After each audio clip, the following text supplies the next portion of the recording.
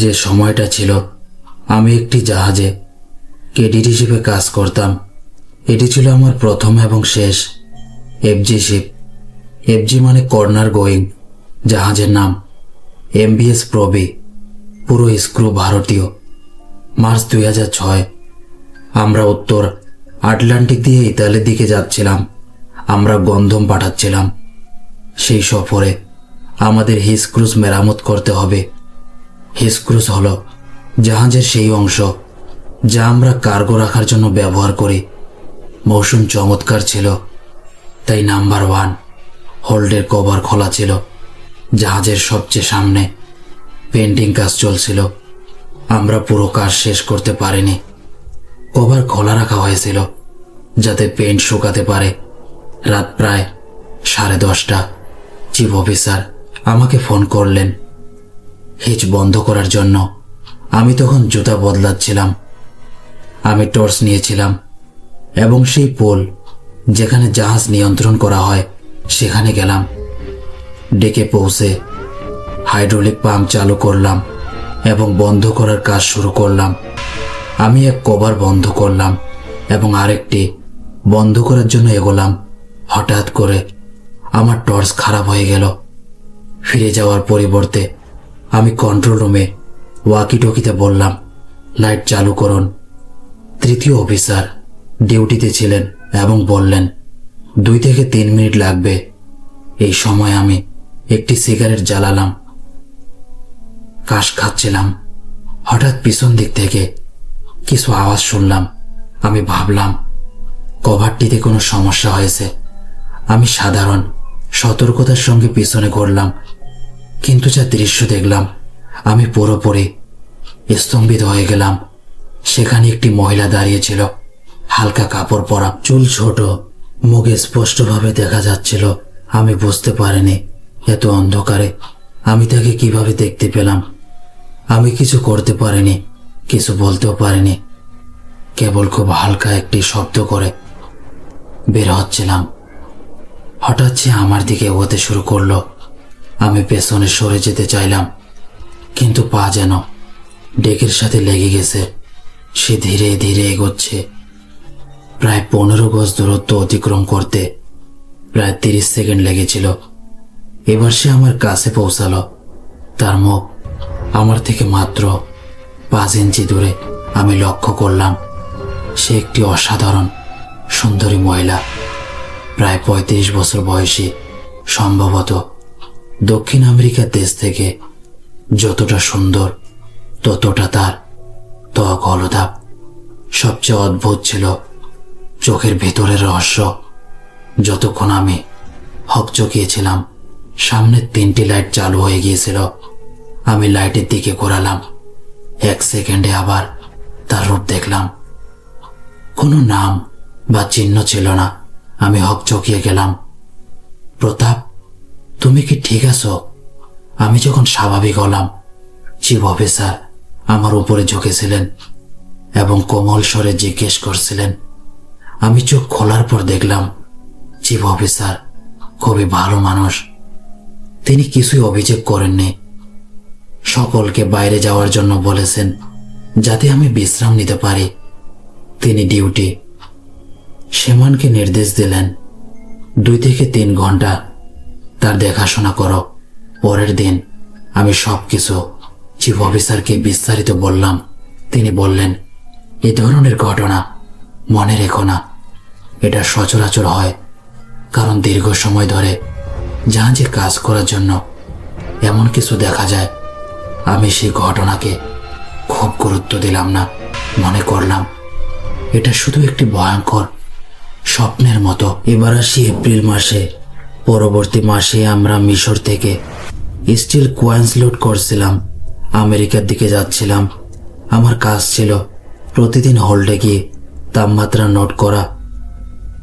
রওনার 4র্থ দিন সন্ধ্যায় আমি কাজ প্রায় শেষ করেছি। আমি নাম্বার 5 হোল্ডে ঢুকলাম। ফ্লোরে থার্মোমিটার রাখলাম এবং পড়া নোট করতে লাগলাম। হঠাৎ আমি না বুঝে পিছনে তাকালাম। ওই মহিলা 2 কোয়েলসের মধ্যে বসে রইল, ওই পোশাকে, কিন্তু আসছে রোহান। আমি তার বেজে মুখ দেখলাম। আমি সমস্ত সাহস জড়ো করে জিজ্ঞেস করলাম, তুমি কে? কিন্তু কোনো উত্তর আসলো না। দ্বিতীয়বার জিজ্ঞেস করলাম, এবারও চুপ। আমি বুঝতে পারলাম আমি কত সাহসী। তারপর চেঁচিয়ে উঠলাম, যদিও উচিত ছিল না। হঠাৎ করে জাহাজ দুলতে শুরু করলো। আমরা বেহারিয়ার রুমে ছিলাম। এটি খুব বিপজ্জনক। স্টিল কোয়েলসের সরানোর কারণে এটা বিপজ্জনক হতে পারে। ডিউটি সিমেন্ট, যিনি বাইরে ছিলেন, কিছু ধাপ নিচে এসে আমাকে উপরে আসার জন্য বলল। আমার দিকে তাকিয়ে বলল, কিন্তু সেই মুহূর্তে সে গায়েব হয়ে গিয়েছিল। এই ঘটনার পর সেই মহিলা আমার জীবনের অংশ হয়ে গেল। সে রিহাইশের অংশ দেখা দিতে লাগলো। প্রথমে আমি তাকে আমলের টয়লেটের কাছে রাতের খাবারের পর দেখলাম। কয়েকদিন পরে রেডিও রুমে তার উপস্থিতি বাড়তে লাগলো।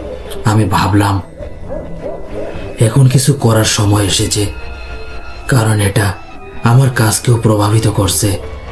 হাজারবার আমি তাকে জিজ্ঞেস করেছি, তুমি কি চাও? আমি কিভাবে তোমাকে সাহায্য করতে পারি?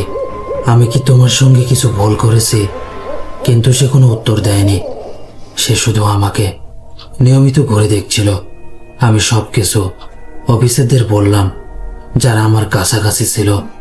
তারা সব গুরুত্ব সহকারে নিল এবং চিফ অফিসারকে রিপোর্ট দিল, যিনি আমার কাজের ছোট ছোট ভুলের কারণে আমার প্রতি রাগ ছিলেন।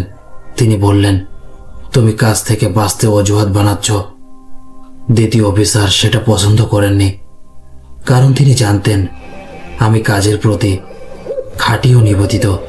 যদিও তিনি পুরোপুরি বিশ্বাস করেননি, তবে তিনি মেনে নিলেন আমার সঙ্গে কিছু অস্বাভাবিক ঘটছে। সেই দিন তিনি আমাকে নিজের কেবিনে ডেকেছিলেন। আমরা পরে পার্টি করলাম।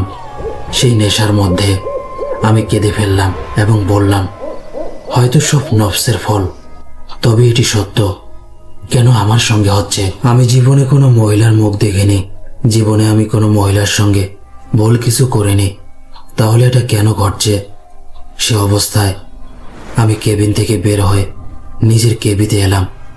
আমি শুধু বিছানায় পড়ে গিয়ে ঘুমিয়ে পড়লাম। আধা রাতের পরে আমি অনুভব করলাম কেউ আমার চাদর শক্তভাবে টানছে। আমি জেগে উঠলাম। এটি ছিল একটি ভয়ঙ্কর মুহূর্ত। সে আমার সামনে দাঁড়িয়েছিল। লাইট অন ছিল। আমাদের মধ্যে মাত্র কিছু ফাঁক দূরত্ব। আর সে নীল রঙের গাউন পরেছিল এবং মাথায় ছোট আরবি টুপি। মুহূর্তের মধ্যে আমার শরীর ঘাম ছেয়ে গেল। মনে হলো শরীর ভারী হয়ে গেছে। আমি কোনোভাবেই নড়তে পারছি না।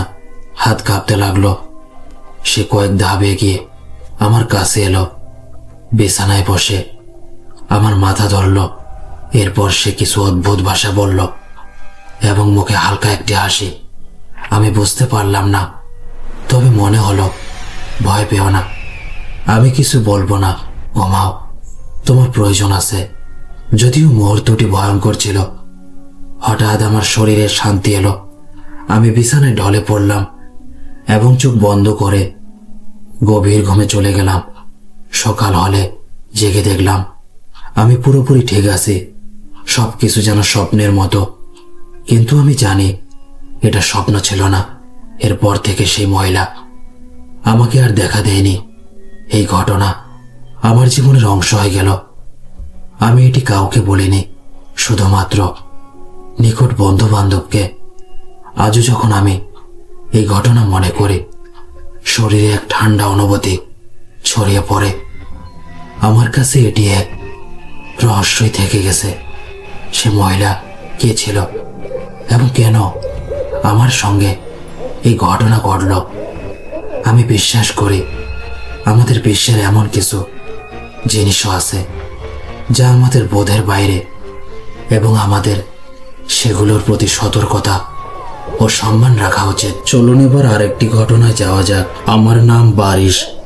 আজ যে ঘটনা আমি আপনাকে শেয়ার করতে যাচ্ছি, এটা একদম সাম্প্রতিক। কুরবানি ঈদের চাঁদ রাতে ঘটেছে। আমার বাড়ি করাচির মেমার গুলশান এলাকায়। আমার বয়স 21 বছর। ঈদের 5 দিন আগে আব্বু বললেন, আমরা ভাওয়ালপুর যাচ্ছি, দাদি বাড়ি, আর সেখানে ঈদ উদযাপন করব। আমাদের ঈদের 2 দিন আগে রওনা হওয়ার কথা ছিল। আমি গাড়ির ব্যবসা করি, গাড়ি কিনি আর বিক্রি করি। ঈদের 2 দিন আগে আমি ম্যাক্স কার কিনেছিলাম, যাতে কিছু মেকানিক্যাল সমস্যা ছিল। তাই আমি আব্বুকে বললাম, আপনারা আগে অন্য গাড়িতে বেরিয়ে যান, আমি এটা ঠিক করিয়ে আপনাদের পেছনেই চলে আসব। আম্মু, আব্বু, ছোট ভাই ও বোন অন্য গাড়িতে হায়দ্রাবাদের দিকে রওনা হলো। আসরের সময় তারা ভাওয়ালপুর উদ্দেশ্যে বেরিয়ে যান। আমি আমার মেকানিক দিয়ে গাড়ি ঠিক করালাম এবং রাত 8টায় এখান থেকে রওনা দিলাম। আমার সঙ্গে ছিল আমার হবু বউ এবং তার ছোট ভাই 7 থেকে 8 বছরের। যখন আমি হায়দ্রাবাদ পৌঁছালাম, আমি আব্বুকে কল করলাম। তিনি বললেন তারা রানীপুর ক্রস করছে। আমি গাড়ির স্পিড খুবই বেশি রেখে চালাচ্ছিলাম, কারণ চাঁদ রাত ছিল এবং হায়দ্রাবাদের পর রাস্তাগুলো একদম ফাঁকা। সেই রাস্তায় শুধুই আমার গাড়ি চলছিল। অনেকক্ষণ পর পর কোনো ট্রাককে পেছনে ফেলতাম, যারা পশু বিক্রি করে। শক্কুরের দিকে ফিরছিল। শক্কুর থেকে প্রায় 15 কিলোমিটার আগে আমার গাড়ি ওভারহিট হয়ে গেল, কারণ আমি অনেকক্ষণ ধরে খুব দ্রুত চালাচ্ছিলাম। অঞ্চলটা একটু পাহাড়ি ছিল। ওখানে একটা বিশ্ববিদ্যালয় তৈরি হচ্ছিল, যার নাম আমি বলতে চাই না। আমি আব্বুকে কল করলাম। উনি বললেন তারা সিপেক দিয়ে যাচ্ছেন এবং সিন থেকে পাঞ্জাব বর্ডারের কাছে। আমরা গাড়িতে বসেছিলাম, তাই আশপাশ সম্পর্কে কোনো ধারণা ছিল না। আমি আর আমার হবু বউ কথা বলছিলাম এবং গাড়ি ঠান্ডা হওয়ার অপেক্ষা করছিলাম। হঠাৎ অনুভব করলাম কেউ যেন গাড়ির ডিকির উপর বসেছে। আমার দৃষ্টি একটু অন্যদিকে ছিল। তখন আমার হবু বউ বলল, ভেতরে গরম লাগছে, বাইরে নেমে একটু হাওয়া নেই আর দেখি গাড়ি ঠান্ডা হলো কিনা। আমরা যখন গাড়ি থেকে নামলাম, তখনকার নির্জনতা আর ফাঁকা রাস্তা দেখে আমরা একটু ভয় পেয়ে গেলাম। আমি গাড়ির পানির বোতল বের করে রেডিয়েটরে পানি ঢালতে এতক্ষণে মনে হলো যেন কেউ খুব আস্তে করে এই বলে ডাক দিল, যেভাবে কাউকে ধীরে শব্দ না করে ডাকা হয়। আমি তেমন গুরুত্ব দিলাম না, কারণ আমার মনোযোগ পুরাটা ছিল গাড়িতে পানি ঢালার ওপর। আমাদের কাছে পানি কম ছিল আর আমি খুব সাবধানে পানি ঢালছিলাম যেন পানি নিচে না পড়ে। ঠিক তখনই আবার সেই একই শব্দ হলো। আমার হবু বউ আমার হাত চেপে ধরে আমার সঙ্গে লেগে গেল। তখনও আমাদের মাথায় কোনো অদ্ভুত মাখলুকের কথা আসেনি। আমার মাথায় শুধু কাঁচা রাস্তার ডাকাতদের কথা ঘুরছিল। যদি তারা এসে আমাদের লুট করে বা কোনো ক্ষতি করে ফেলে। আমরা দ্রুত গাড়ির ভেতর গিয়ে বসলাম। গাড়ি স্টার্ট দিতে চেষ্টা করলাম, কিন্তু গাড়ি তখনও ওভারহিটিং দেখাচ্ছিল। ভেতরে বসে প্রায় 5 মিনিট কেটে গেল। আমরা এই ঘটনা ভুলে গিয়ে আবার নিজেদের কথায় মগ্ন ছিলাম। হঠাৎ গাড়ির ছাদিয়ে জোরে ধাম করে একটা শব্দ হলো, যেন কোনো ভারী কিছু এসে পড়েছে। শব্দ শুনেই আমার হবু বউ, ছোট ভাই যে পিছনের ছিটে ঘুমাচ্ছিল, চমকে উঠে ভয় পেয়ে কাঁদতে লাগলো। সে কান্না শুরু করা মাত্রই কেউ যেন গাড়ির ছাদে শুয়ে সামনের কাছ দিয়ে ভেতরে উকি দিতে লাগলো। আমার চোখ সামনেই ছিল, তাই আমি স্পষ্ট দেখলাম একটা কালি মাখা মুখ, লাল জলজলে চোখ, এবং সেটা সামনে থেকে মুখ ঘুরিয়ে পেছনের সিটের দিকে তাকাচ্ছিল, যেখানে আমার হবু বউ তার ভাইকে কোলে নিয়ে বসেছিল। হবু বউ তখনও কিছুই দেখেনি। আমি সেটা দেখে স্তব্ধ হয়ে গেলাম। চোখ কিছুক্ষণ স্থির হয়ে রইল। হবু বউ আমাকে ঝাঁকিয়ে বলল, কি হয়েছে? ঠিক তখন পেছন দিক থেকে জোরে শব্দ শুরু হলো, যেন কেউ ডিকির ওপর বারবার থাপ্পড় মারছে। এবার হবু বউ বুঝে গেল এটা আল্লাহর অন্য কোনো মাখলুক। সে সঙ্গে সঙ্গে আয়াতুল কুরসি পড়তে শুরু করলো। আমার জিহ্বা কাজ করছিল না, কারণ আমি সেই মাখলুকটিকে চোখের সামনে দেখেছি। আমার হবু বউয়ের নাম ছিল নীলা। নীলা আমার ওপর দম করলো এবং গাড়িতে সূরা বাকারা পুরো ভলিউমে চালিয়ে দিল। কিছুক্ষণ পর শব্দ বন্ধ হয়ে গেল। আমি দ্রুত গাড়ি স্টার্ট দেওয়ার চেষ্টা করলাম। আল্লাহর রহমতে গাড়ি স্টার্ট হয়ে গেল। গাড়ি চালাতে গিয়ে মনে হলো গাড়ি অস্বাভাবিকভাবে ভারী লাগছে। পূর্ণ অ্যাক্সিলেটরে চাপলেও গতি 20 কিলোমিটারে বেশি উঠছিল না। যাদের কাছে মার্ক এক্স আছে তারা জানেন 3500 সিসি ইঞ্জিনে কত শক্তি থাকে। হঠাৎ মনে পড়ল হায়দ্রাবাদ থেকে নেওয়া বিরিয়ানির কথা। আমি একটু খেয়েছিলাম, কিন্তু বেশি মশলার জন্য শেষ করিনি। হঠাৎই মনে হলো সম্ভবত সেই বিরিয়ানির গন্ধের কারণেই মাখলুকটি আমাদের পেছনে লেগেছে। আমি পিছনের সিট থেকে বিরিয়ানির প্যাকেট তুলে গাড়ির বাইরে ছুঁড়ে ফেললাম। এদিকে নীলা আমার আব্বুকে ফোন করে দিল। তারা উল্টো ঘুরে আমাদের দিকে আসছিলেন। আমি বিরিয়ানি ফেলেই গাড়ি চালাতে শুরু করতেই একজন সাইকেল চালানো লোক হঠাৎ সামনে এসে দাঁড়ালো। তার কণ্ঠ খুব ভারী ছিল। সে বলল, তোমরা আমার বাচ্চাদের খেলার জায়গায় গাড়ি রেখেছ আর তাদের সামনে এমন কাজ করেছ যা বাচ্চাদের সামনে করা উচিত নয়। এর একটা ছোট শাস্তি তোমরা অবশ্যই পাবে, কিন্তু এখনই না। এটা বলেই সে সাইকেল সহ অদৃশ্য হয়ে গেল। আমরা শুক্র পৌঁছালাম। সিপ্যাক টোল প্লাজার আগে গাড়ি থামালাম। আমাদের অবস্থা খুব খারাপ হয়ে গিয়েছিল। সময় তখন রাত প্রায় 3টা। আব্বুও ফিরে এসে আমাদের কাছে পৌঁছালেন। নীলা তাদের পুরো ঘটনা বলল। আমি বাইরে গিয়ে সিগারেট ধরালাম। তারপর প্রায় 3টা থেকে 3:30টার দিকে আমরা আবার ভাওয়ালপুরের দিকে রওনা হলাম। শুক্রিয়া যে আমরা নামাজের সময় 5 মিনিট আগেই পৌঁছে গিয়েছিলাম। নামাজ পড়ে আমরা সবাই ঘুমিয়ে পড়লাম। সন্ধ্যার দিকে আমি ঘুম থেকে উঠলাম এবং কাজিনদের সাথে আড্ডা দিতে লাগলাম। আমার সবচেয়ে বেশি মিল হয় আমার ছোট চাচার সাথে, যিনি আমার থেকে মাত্র 2 বছর বড়। আমি আর আমার চাচা ছাদে চলে গেলাম। কথা বলতে বলতে রাত হয়ে গেল।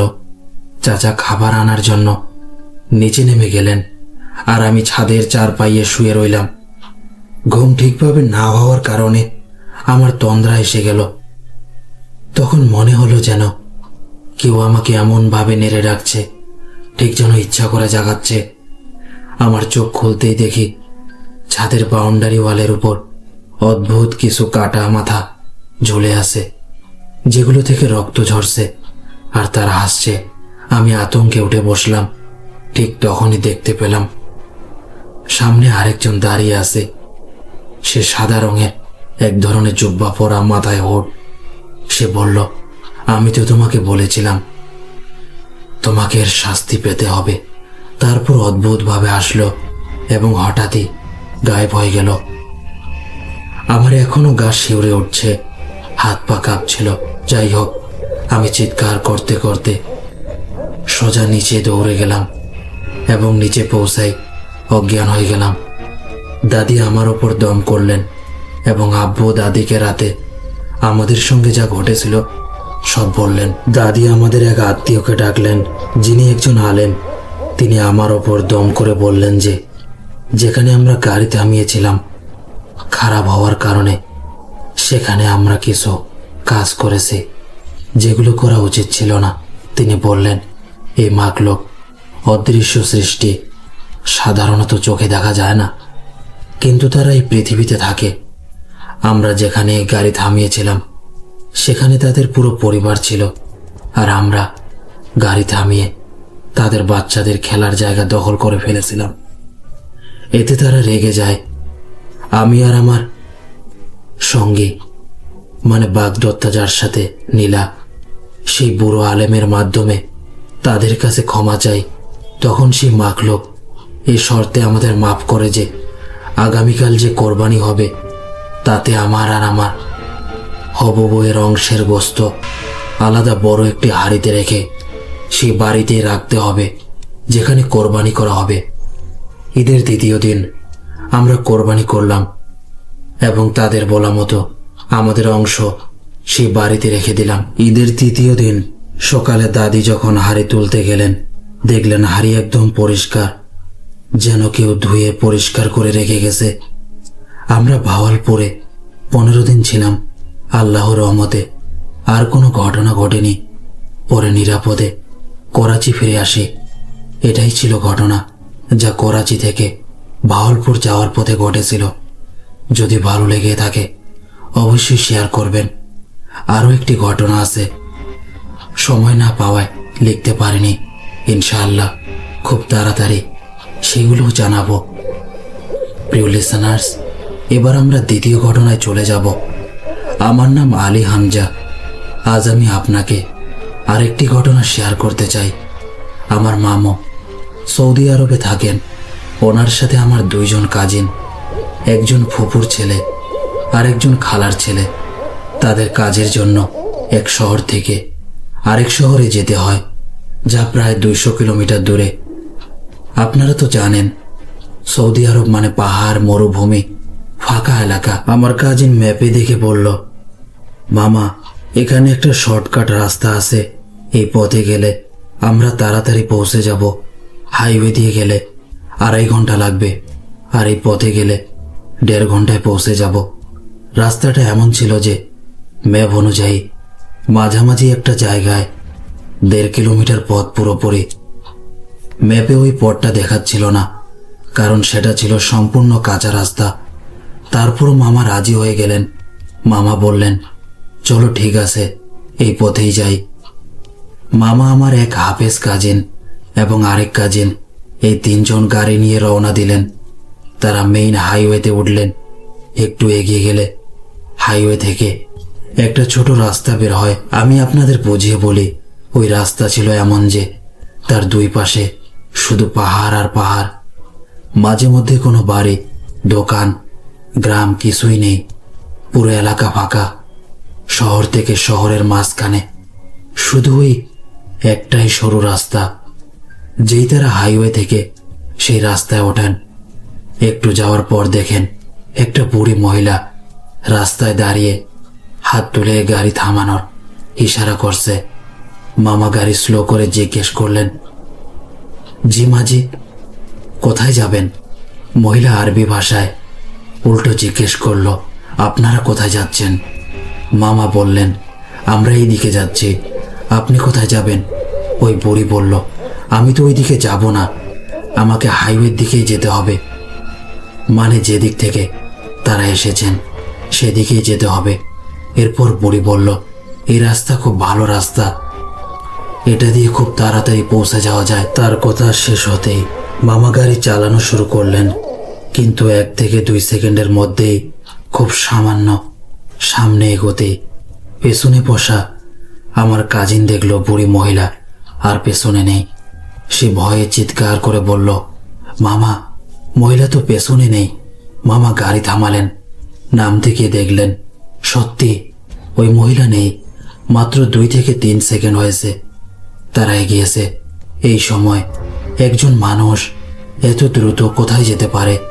মামা প্রথমে ঘটনাটা ইগনোর করলেন, বললেন, হয়তো রাস্তার পাশ দিয়ে পাহাড়ের দিকে কাঁচা পথে নেমে গেছে। কিন্তু অন্য 2 কাজিন বলল, এত দ্রুত কেউ কোথাও যেতে পারে না। তবুও মামা গাড়ি চালালেন। প্রায় 50 থেকে 60 কিলোমিটার এগোনোর পর হঠাৎ গাড়ি জোরে ঝাঁকুনি দিতে লাগলো, যেভাবে টায়ার পাংচার হলে হয়। তারা গাড়ি সাইডে নিয়ে দাঁড় করালেন। নামতেই দেখলেন পেছনের টায়ারটা সত্যিই পাংচার। মামা আর কাজিন মিলে স্টেপনি নামিয়ে টায়ার বদলাতে লাগলেন।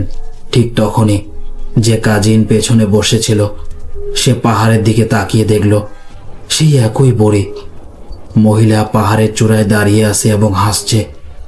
চাঁদের আলোয় পুরোপুরি স্পষ্ট দেখা যাচ্ছিল। সে ভয়ে চিৎকার করে বলল, মামা দেখেন, ও তো এখানে দাঁড়িয়ে আছে। মামা তাকিয়ে দেখতেই থমকে গেলেন। এটা কিভাবে সম্ভব? আমরা তো তাকে এত পিছনে ফেলে এসেছি। সবাই খুব ভয় পেয়ে গেল। ভয়টা বুকের ভেতর জমে বসে গেল। তারা তাড়াতাড়ি স্টেপনি লাগিয়ে ফেলল, গাড়ি স্টার্ট দিল এবং দ্রুত রওনা হলো। কিন্তু 2 থেকে 3 কিলোমিটার এগোতেই দেখল একই বুড়ি মহিলা রাস্তার পাশে দাঁড়িয়ে আছে এবং হাসছে এবং আরবি ভাষায় বলছে, আজ তোমরা বাঁচতে পারবে না। এটা দেখে 3 জনই সম্পূর্ণ আতঙ্কিত। এটা কিভাবে সম্ভব? যাকে তারা অনেক আগের পেছনে পাহাড়ের চূড়ায় দেখেছিল, সে আবার সামনে কিভাবে দাঁড়িয়ে আছে। তাদের সামান্য এগোতেই আপনার বিশ্বাস করবেন, ওই মহিলা আবার রাস্তার পাশে দাঁড়িয়ে হাসছে এবং বলছে, আজ তোমরা বাঁচতে পারবে না। তারা সম্পূর্ণ আতঙ্কিত হয়ে গেল। তাদের সামান্য আগার দিকে একটি ছোট মসজিদ দেখা গেল। সেখানে বসার জায়গা ছিল, যা গরমে আশ্রয় নেওয়ার জন্য তৈরি, আ কাইন্ড অফ শেল্টার। সেখানে জমি থেকে পানি বের হওয়ার ব্যবস্থা ছিল। তারা মসজিদের দিকে এগোচ্ছিল। ছোট মসজিদটি ভালোভাবে তৈরি। মামা গাড়ি ধীরে করে থামালেন। মামা বললেন, এখানে নিশ্চয়ই কেউ থাকবে। কিন্তু অন্য কাজিন বলল, আপনি নামবেন না, এমন করে কিছু লাভ নেই, সমস্যা হতে পারে। মামা বুঝে গেলেন আর নামলেন না। আমি একটি কথা বলতে ভুলে গিয়েছিলাম, তারা শর্টকাট রাস্তা বেছে নিয়েছিল, কারণ মূল হাইওয়েতে স্পিড ক্যামেরা থাকে। যদি দ্রুত যান তাহলে 300 থেকে 400 রিয়ালের জরিমানা হতে পারে, আর শর্টকাটে কোনো ক্যামেরা নেই, তাই দ্রুত পৌঁছানো সম্ভব। যখন মামা মসজিদে নামলেন না, তখন তারা গাড়ি চালিয়ে এগোলেন। রাস্তা কাঁচা, প্রায় 1.5 কিলোমিটারের দীর্ঘ, এবং বিশ্বাস করুন, রাস্তার মাঝখানে ওই মহিলা দাঁড়িয়ে আছে। এমন ভয়ঙ্কর মুহূর্ত মামা এখনো মনে করলে শিউরে ওঠেন। মামা বললেন, আমি গাড়ি ধীরে চালালাম। কাজিন বলল, না, গাড়ি ধীরে না চালাও, যেটি ঘটবে ঘটতে দাও। যতক্ষণ গাড়ি ওই মহিলার কাছে গেল, 1 সেকেন্ডের মধ্যেই সে অদৃশ্য হয়ে গেল। তারা ভয়ে কাঁপতে লাগলো। সে হাফেজ কাজিনটি ছিল। সে কোরআনের তিলাওয়াত শুরু করলো, সূরা বাকারা পড়তে লাগলো উঁচু আওয়াজে। তারা সামান্য এগোতেই আবার দেখল ওই মহিলা আবার সামনে দাঁড়িয়ে। তারা ভয়ঙ্করভাবে থমকে গেল। 2 কিলোমিটারের দূরত্ব বাকি ছিল হাইওয়েতে পৌঁছানোর আগে। অবস্থান দেখছিল কতটা দূরত্ব বাকি। এরই মধ্যে মহিলা বলল, তোমাদের ভাগ্য ভালো যে বেঁচে গেলা। যদি কোরআনের তেলাওয়াত না করতে, আজ তোমরা জীবিত এখান থেকে বেঁচে যেতে পারতা না। মামা আজও এই কথা মনে করলে শিউরে ওঠেন। এটাই এক সত্য ঘটনা। প্রিয় লিসেনার্স, চলুন এবার আরেকটি ঘটনার দিকে যাই, যেটা কাসিফ ও দানিয়ালের অভিজ্ঞতা। এই ঘটনাটি আমার এবং আমার কাজিন দানিয়ালের।